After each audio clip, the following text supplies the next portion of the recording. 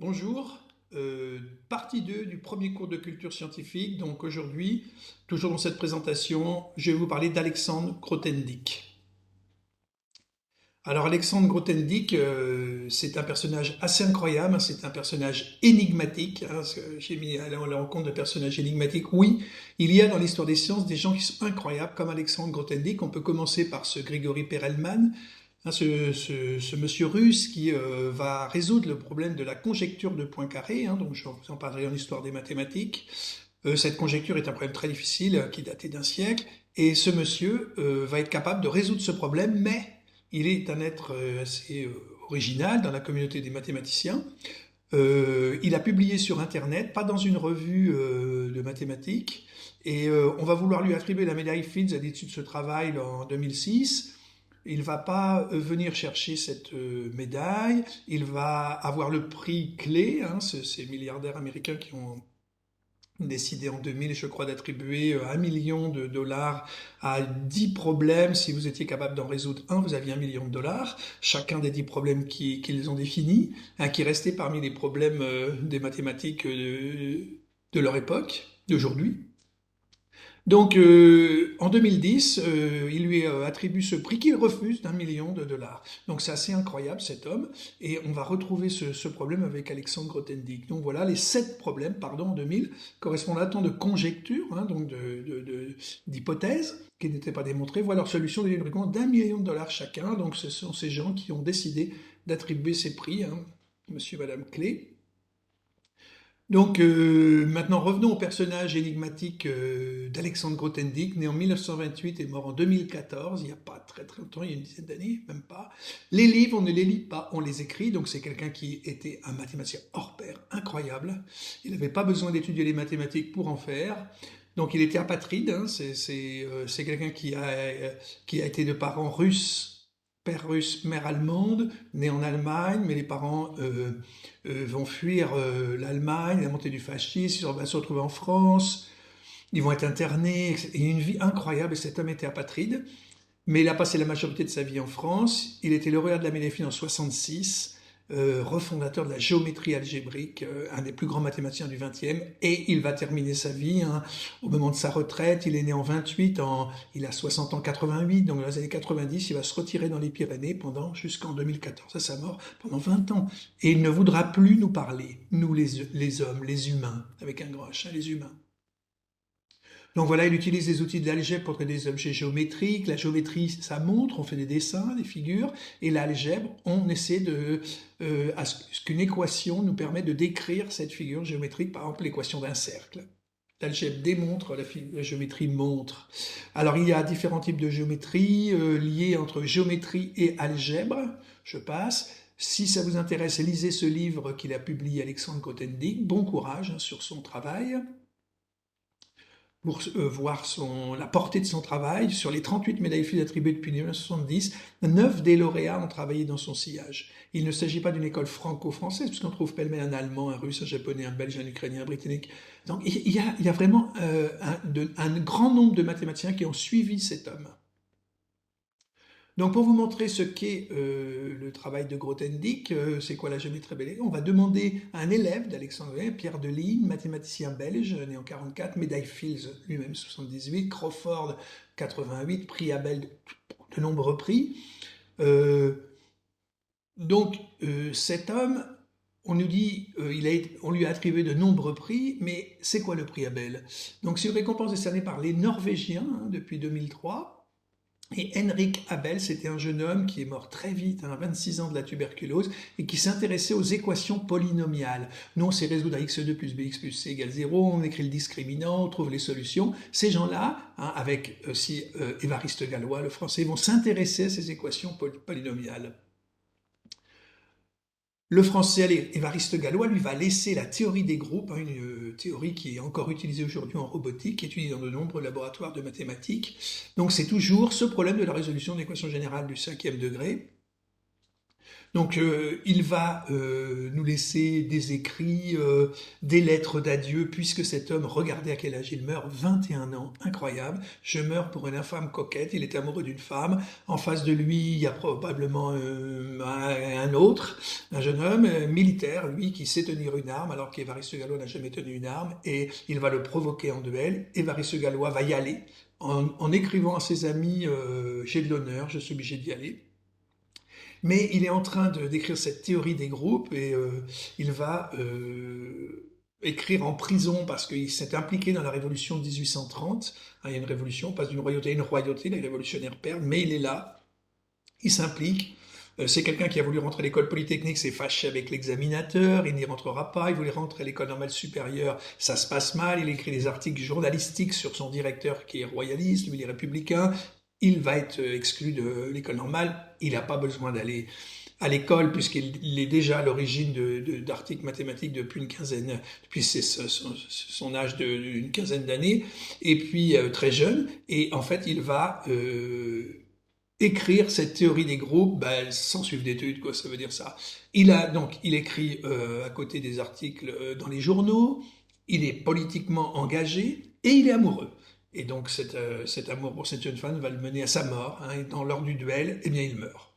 Et c'est Liouville qui retrouvera cette théorie des groupes, hein, ce manuscrit, et qui le publiera. Donc c'est une très belle histoire. Hein, elle a été publiée, donc cette théorie des groupes, après sa mort. Donc revenons sur les mathématiques. Donc ce monsieur Pierre Deligne qui est la caractéristique, qui a quelques caractéristiques assez fondamentales du mathématicien.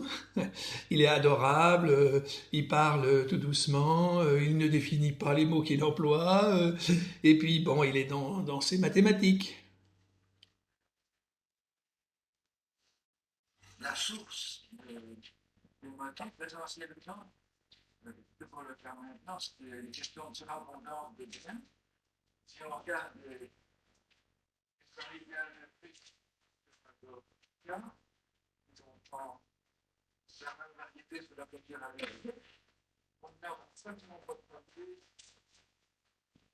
une théorie de coordonnées correspondantes de la caractéristique et maintenant on regarde elle comme on ne pense pas à ce qu'elle est, on en a toute une série et on se demande pourquoi on attend aujourd'hui, alors qu'une seule suffit pour la plupart des besoins. C'est extrêmement rare qu'on s'intéresse à un L en particulier. Bon, si on peut regarder des congruences, là, si on peut dans un sein, elle est importante, pour la formule. On découvre ainsi en général les L sont tous pareils. Donc vous voyez, c'est extrêmement clair. Donc il ne définit pas les mots qu'il emploie, bon peu importe, hein, c'est assez incompréhensible. Donc j'ai eu la chance d'aller à un colloque à Nantes avant la mort d'Alexandre Grothendieck et il y avait on était une vingtaine dans le public et il y avait des mathématiciens, des historiens qui nous parlaient de cette pie incroyable d'Alexandre Grothendieck et un monsieur du style de Pierre Deligne est venu nous faire une petite présentation du travail de Grothendieck, donc j'ai subi ce que vous venez de subir. Donc c'est assez intéressant sur comment un mathématicien nous explique les mathématiques. En tous les cas, on va demander à un élève encore de nouveau d'Alexandre Grothendieck, à Luc Illusi, tes collaborateurs, et donc on lui demande comment peut-on évoquer son génie pour les non-mathématiciens. Je dirais qu'il a changé le langage des mathématiques en introduisant des nouveaux concepts qui ont engendré des méthodes très fécondes.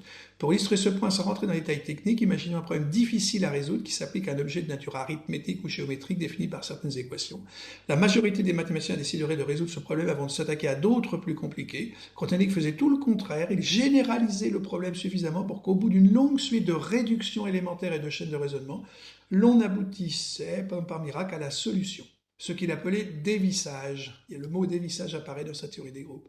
Voilà sa méthode. Il commençait par généraliser et rendre les problèmes en avance plus difficiles afin de les résoudre de manière très simple. Ce type d'audace intellectuelle est fréquent dans l'œuvre de Grothendieck. C'est incroyable, quoi. C'est incroyable, cet homme. Donc sa vie, une enfance au cœur de l'histoire, hein, du début du XXe siècle. D'un côté, père russe avec la révolution russe en 1917. Il est du côté, lui, son père, et donc ce monsieur, Sacha Shapiro, est du côté juif anarchiste russe. Ils vont perdre les bandes de Makhno, hein, si vous lisez Corto Maltese. Et Et donc ce monsieur, ces anarchistes vont perdre, évidemment c'est les bolcheviks qui vont gagner, Staline va arriver après, donc une, un totalitarisme qui va s'installer. De l'autre côté, mère allemande, protestante, séparée, divorcée en 1929, donc une femme libre hein, qui va retrouver cet homme, Sacha Sapiro, qui vient en Allemagne hein, après 1917. Ils vont avoir 7 enfants qui va naître en 28 à Berlin. Et donc, eux partent très vite pour participer à la guerre d'Espagne, du côté des révolutionnaires, évidemment. Ils laissent Alexandre dans une famille, il a 5 ans, 33, Alexandre. Famille protestante, un maître d'école. Finalement, en 39, donc c'est quelques années quand même hein, qu'il va rester seul. Et en 39, il rejoint sa famille en France. L'Allemagne, donc Hitler a pris le pouvoir en 33, hein, ce sont des juifs. Donc il revient en France pour une courte durée, car en France, eh bien, nous n'avons pas une attitude très honorable pendant la Seconde Guerre mondiale. On a interné les juifs dans des camps. Donc ils vont se retrouver dans un camp à Rueil-Croze, en Lozère. Donc le petit Alexandre, dans ce camp de la misère, hein, il va quand même être autorisé à suivre les cours de l'école à côté de Mende. Et dans Récolte et semailles, son autobiographie qui paraîtra que récemment, évoque cette période. La première année de lycée en France, en 1940, j'étais interné avec ma mère au camp de concentration de Rueil-Croze près de Mende. C'était la guerre, on était des étrangers, des indésirables, comme on disait. Donc voilà les vexations, hein, les humiliations. Mais l'administration du camp fermait un œil pour les gosses du camp, tous indésirables qu'ils soient. On entrait, on sortait un peu comme on voulait. J'étais le plus âgé, le seul à aller au lycée, à 4 ou 5 kilomètres de là, qu'il neige ou qu'il vente, avec des chaussures de fortune qui toujours prenaient l'eau. Son papa est interné au camp des hommes de Vernet, puis à Drancy, puis à Auschwitz, et il est assassiné à Auschwitz le 14 août 1942. Alexandre sera très marqué par cet assassinat de son père. Il va avoir la chance de rencontrer cet homme, André Trocmé, qui est un pasteur protestant qui, dans le village de Chambon-sur-Lignon, va cacher, sauver, protéger les enfants. Et donc il va être parmi ces enfants qui vont être protégés et il va pouvoir passer son bac en 44. Donc toujours dans son autobiographie, il raconte quand on était averti par la police locale qu'il y aurait des rafles de la Gestapo, on allait se cacher dans les bois pour une nuit ou deux par petits groupes de 2 ou 3, sans trop nous rendre compte qu'il y allait bel et bien de notre peau. Donc il a connu hein, la peur de la mort, quoi. Donc, après la guerre, Alexandre et sa mère, dans la pauvreté, vont s'installer à Montpellier. Ils vivent modestement de la bourse d'études d'Alexandre. Il fait des études de mathématiques à l'université de Montpellier. Bon, il s'ennuie, hein, il passe sa licence de mathématiques en s'ennuyant. Il redémontre des choses, donc un professeur s'aperçoit qu'il est capable de démontrer des équations, des intégrales de Lebesgue, etc. Donc, en 48, il décide de poursuivre des études de mathématiques à Paris. Il frappe à la porte d'un inspecteur général de mathématiques, André Magnier, et qui va lui accorder une bourse d'études. Il n'a pas d'argent, donc c'est un enfant de la pauvreté, Alexandre, on le voit à 20 ans, là. Donc il rejoint l'école normale supérieure, il suit les séminaires du grand mathématicien Henri Cartan. Ça ne se passe pas très bien, il s'entend mal avec ses camarades, ils viennent pas du tout du même milieu social.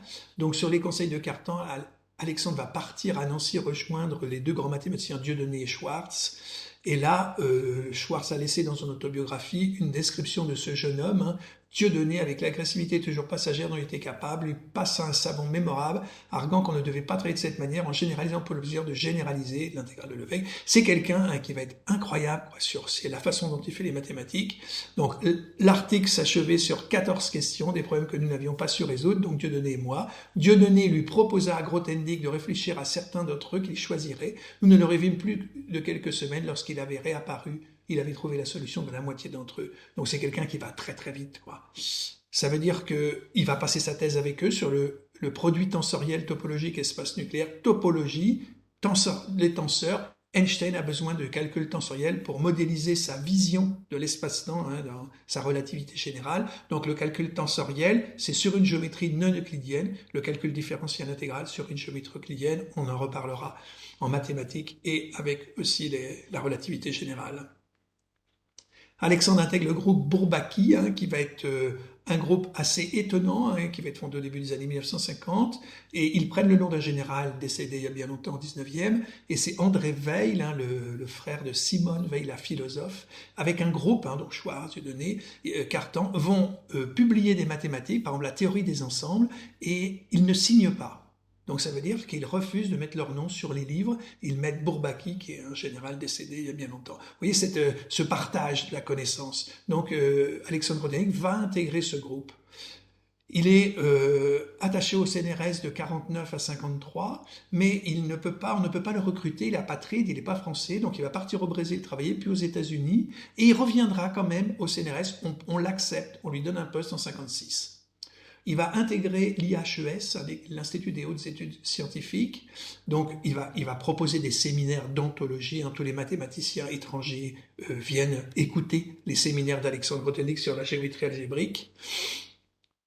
Il va obtenir la médaille Fields, avant 40 ans, il est en 28, en 66, lors du Congrès national de mathématiques de Moscou, mais il refuse de venir chercher sa médaille pour des raisons politiques. Il y a des procès, des procès staliniens, les procès contre des intellectuels qui se tiennent à Moscou. Il refuse d'aller chercher la médaille, il proteste contre le totalitarisme de l'URSS. En 68, révolution des jeunes gens, donc il se dit je vais participer, mais en fait c'est un monsieur qui a déjà 40 ans, et donc il se fait conspuer, il a une terrible désillusion.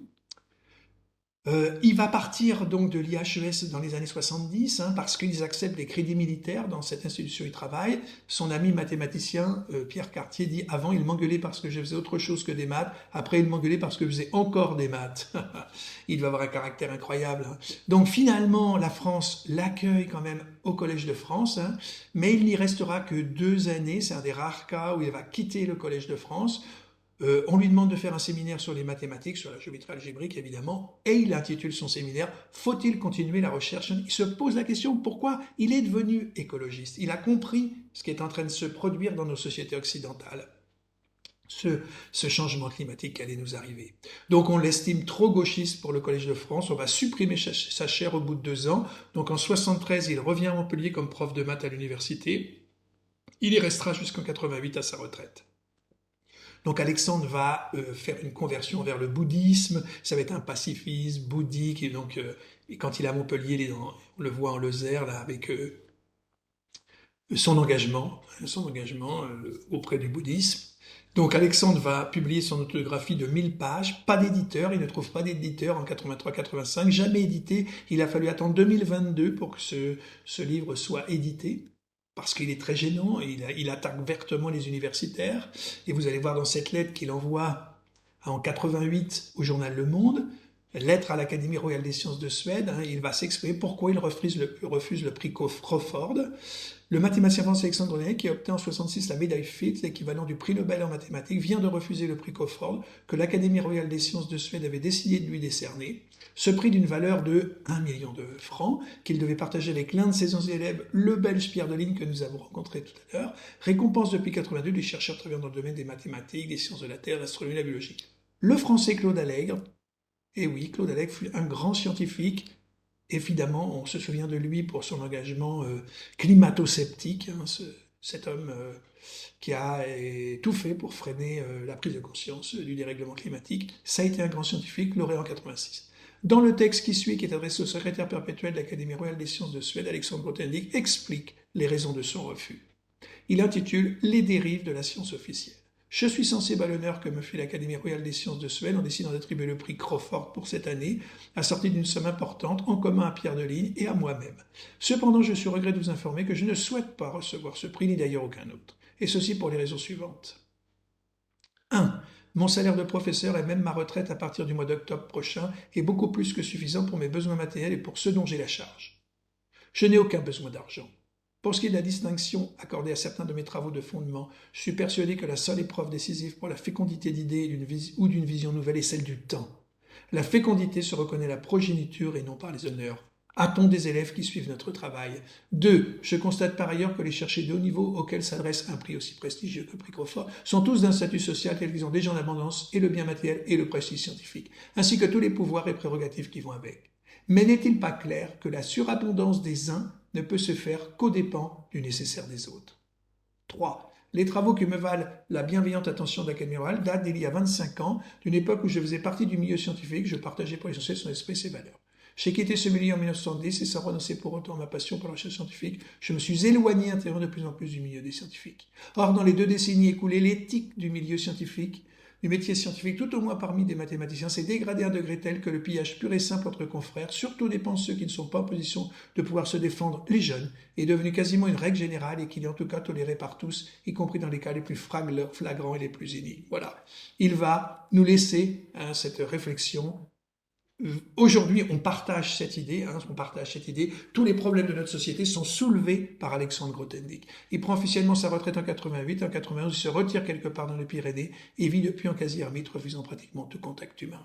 Donc la lettre envoyée à Luc Ilusy, son ami, il lui dit, on interroge Luc Ilusy, en juillet 2010, j'ai reçu une lettre de sa part, il ne m'avait pas écrit depuis 20 ans alors que nous avions été très proches autrefois, sa lettre était très formelle et froide, il demandait qu'aucune de ses œuvres ne soit republiée de son vivant, il menaçait de traîner devant les tribunaux tous ceux qui allaient contourner cette interdiction, il me demandait de faire passer ce message auprès de la communauté des mathématiciens. Donc qu'est-ce qu'il nous dit? Eh bien il nous dit qu'il ne veut plus que nous travaillions sur son œuvre, sur ses ouvrages, il faut brûler ses ouvrages, il ne donnera plus rien de ce qu'il fait, il continue à faire des mathématiques. Donc voilà, en 2010, il nous laisse cette petite lettre. Et voilà le témoignage de Luc Ilusy. En août 1991, Alexandre Grothendieck, généralement considéré comme le mathématicien le plus visionnaire du XXe siècle, un homme aux intuitions si profondes et à l'esprit si pénétrant qu'il a souvent été comparé à Albert Einstein, brûla subitement 25 000 pages de ses écrits mathématiques. Puis, sans informer qui que ce soit, il quitta son domicile et disparut dans les Pyrénées. Personne ne l'a revu depuis plus de 10 ans. Son courrier continue de s'amasser au département de mathématiques de l'Université de Montpellier, dernière institution académique à laquelle il a été associé, et deux membres de sa famille vivant dans le sud-ouest de la France avec qui il entretenait autrefois des contacts limités et sporadiques n'ont plus de ses nouvelles depuis longtemps. Ils ne savent même pas s'il est encore en vie. C'est comme si Alexandre Grothendieck avait purement et simplement disparu de la surface de la Terre. Voilà une vie incroyable, il y a un documentaire qui a été tourné sur sa vie. Les biographies sont sorties après sa mort, il y en a au moins 2 qui sont intéressantes. Je vous remercie. Au revoir.